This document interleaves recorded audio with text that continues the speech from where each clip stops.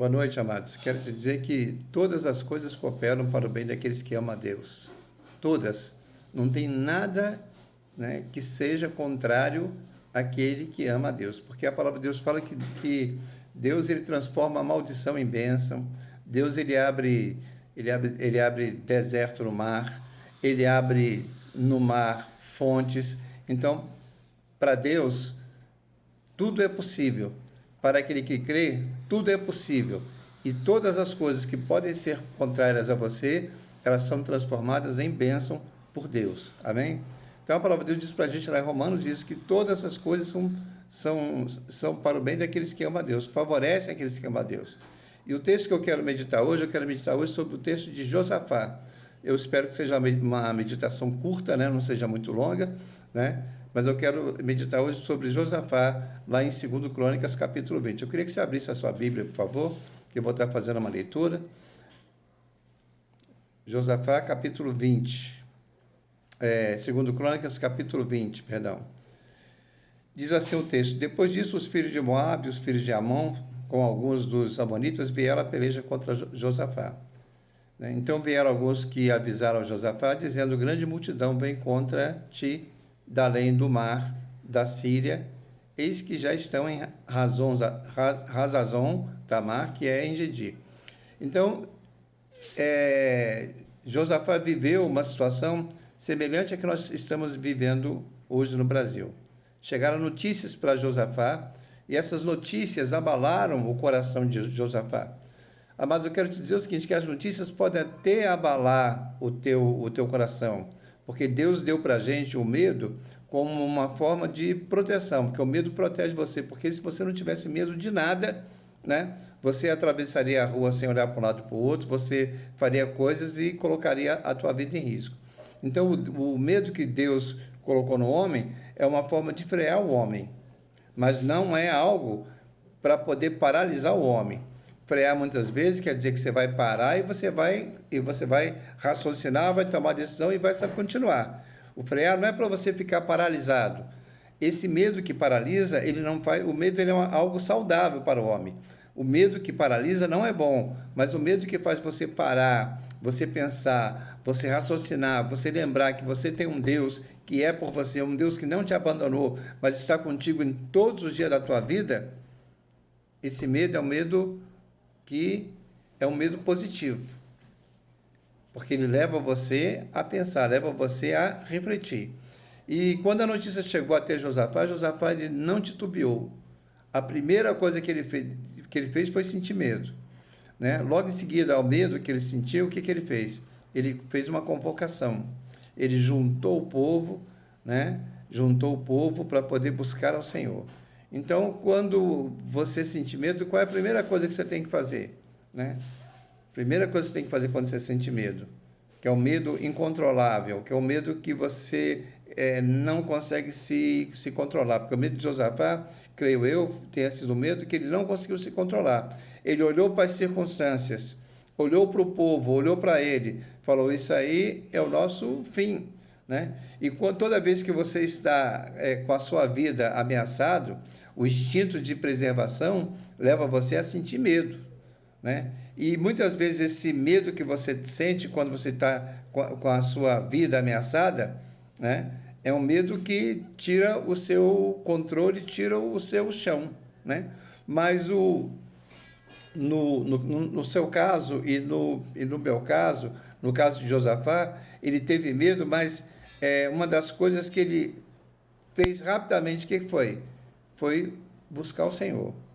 Então, quando você sentir medo, amado, quando você tiver uma situação na tua vida que seja uma situação que você não tenha controle sobre ela, não é pelo fato de você não ter controle sobre a situação que a situação não tem controle. Você não tem controle sobre ela, mas todas as coisas estão debaixo do controle de Deus. Deus controla todo mundo, o mundo está nas mãos de Deus, Ele controla tudo, Ele controla todos. Então, Ele pode, amado, ter para você a solução que você não está vendo. Então, esse seu desespero, amado, deve ser um desespero que aproxime você de Deus, e não um desespero que vá afastar você de Deus. Josafá tomou a atitude correta. O que ele fez? Ele juntou o povo, convocou um jejum, né? O texto diz aqui que Josafá teve medo, no versículo 3 diz assim: Josafá teve medo, pôs a buscar ao Senhor e apregoou o jejum em todo Judá. Judá se congregou para pedir socorro ao Senhor, também de todas as cidades de Judá veio gente para buscar ao Senhor. E num momento como esse que a gente está vivendo, se você passar por um momento desse sozinho, o importante é você não ficar sozinho, você se juntar às pessoas, você procurar trazer as pessoas para perto de você, né? Então, nós essa semana agora, glória a Deus, passamos por um período que a igreja estava toda junta, né? Todo dia à tarde, a Andresa fazia uma gincana e os irmãos estavam ali participando da gincana, participando da palavra de Deus, se alegrando, todos juntos. E foi um momento bastante especial. Foi um momento assim glorioso na igreja, onde a igreja esteve a semana toda reunida. Nós temos nos reunidos mais agora, nesse momento, do que antes, quando a gente não tinha adversidade nenhuma, né? Então, esse momento está servindo para que a igreja, que ela tenha uma comunhão até maior. A igreja se alegra mais, ela participa mais, ela brinca mais, né? Ela ora mais, ela clama mais, ela jejua mais. Então, tem sido assim uma bênção muito grande, porque quando saímos dessa situação, a igreja ela vai sair maior do que entrou. Amém? Ela vai sair maior do que entrou, porque nós entramos nessa fase de um jeito, e quando nós sairmos, nós vamos sair avivados, nós vamos sair unidos, nós vamos sair desse momento com uma comunhão muito maior do que nós chegamos nesses tempos de hoje. Então, às vezes, essas situações, elas servem também elas podem ser usadas com o propósito de unir também as pessoas. Então, quando o mal veio contra Israel, o que aconteceu? Contra Judá, o que aconteceu? O povo se uniu. O rei fez uma convocação de jejum e de oração e o povo se uniu.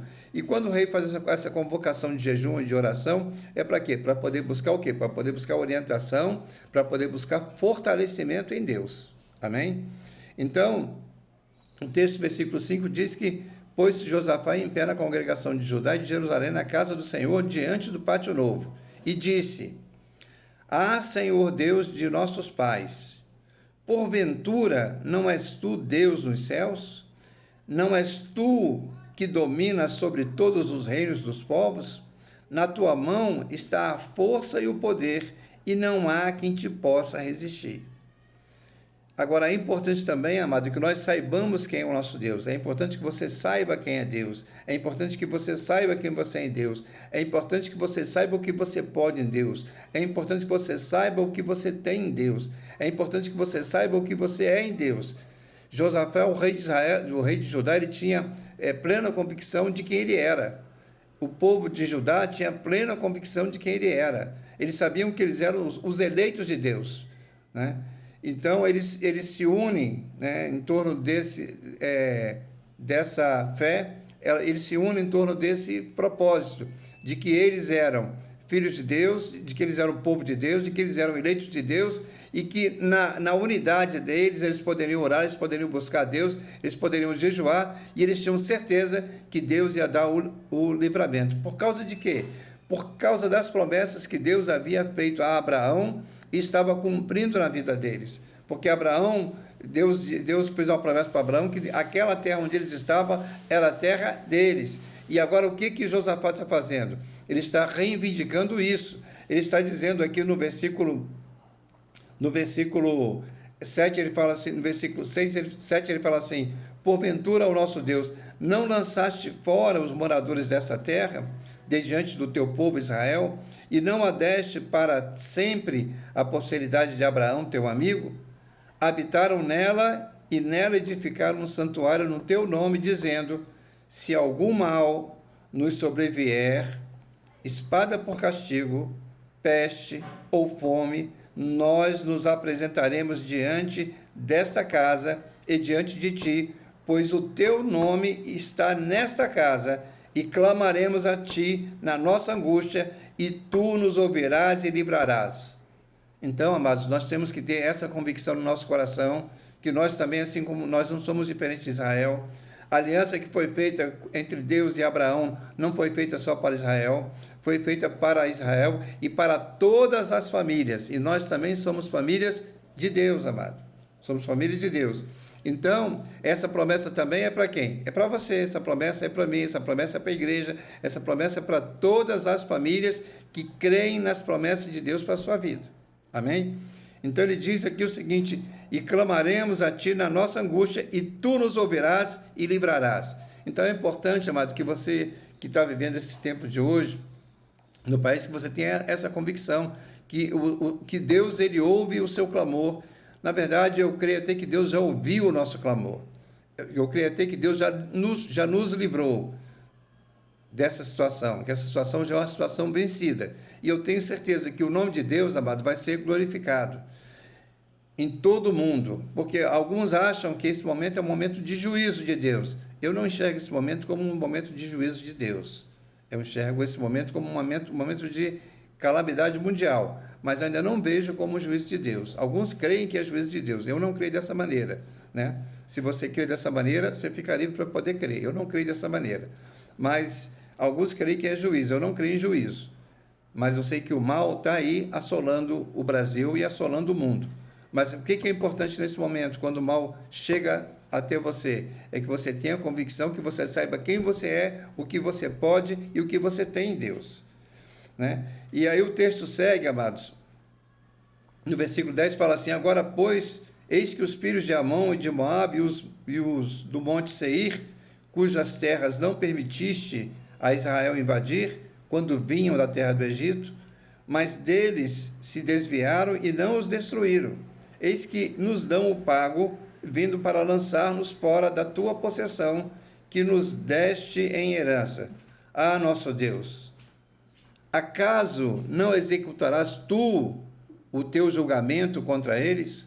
Porque em nós não há força para resistirmos, e essa grande multidão que vem contra nós, e não sabemos nós o que fazer, porém os nossos olhos estão postos em ti. Então, eles detectaram que era uma multidão, detectaram que eles não tinham muito o que fazer, detectaram que eles não tinham força em si mesmos, né? Detectaram que eles dependiam de Deus. Então, amados, quando você entender que você depende de Deus, qual é o caminho a você tomar? O caminho a você tomar é você se render a Deus. Na verdade, a nossa vida cristã, ela deve ser uma rendição a Deus, um reconhecimento de que nós dependemos de Deus, um reconhecimento que nós em nós mesmos não podemos nada, e se nós podemos alguma coisa, podemos por causa de Deus, podemos por causa do sangue de Cristo, podemos por causa do nome de Jesus que está sobre as nossas vidas. Amém? Então, o que aconteceu? O que aconteceu foi que todo Judá estava em pé diante do Senhor, como também as suas crianças, as suas mulheres e os seus filhos. Então veio o Espírito do Senhor no meio da congregação sobre Jaziel, filho de Zacarias, filho de Benaia, filho de Jeiel, filho de Matanias, levita dos filhos de Asaf, e disse: dai ouvidos todo Judá, e vós, moradores de Jerusalém, e tu, ó rei de Josafá, ao que vos diz o Senhor: não temais, nem vos assusteis por causa desta grande multidão, pois a peleja não é vossa, mas de Deus. Amém? Então essa é a palavra que Deus tem para nós nessa noite. Não temais, nem vos assusteis por causa dessa situação, dessa adversidade que nós estamos vivendo, desse adversário, desse inimigo, desse ataque, pois a peleja não é vossa, mas de Deus. Amém? Que Deus abençoe a sua vida.